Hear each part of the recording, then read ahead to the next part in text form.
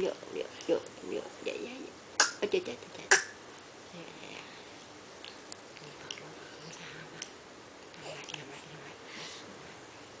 từ thôi, từ nghe,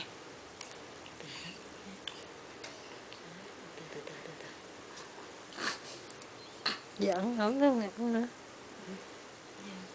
Hai hai hai biết quay phim đóng thầm ngậm không con?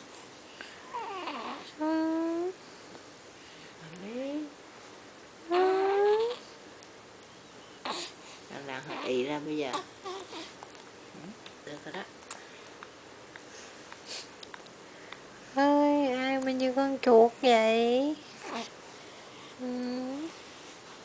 Ai giống con chuột quá vậy? Nhâm nhâm nhâm nhâm nhâm nhâm nhâm nhâm. Sung sướng quá hả con? Đã chưa? Đã mỏ chưa? Bà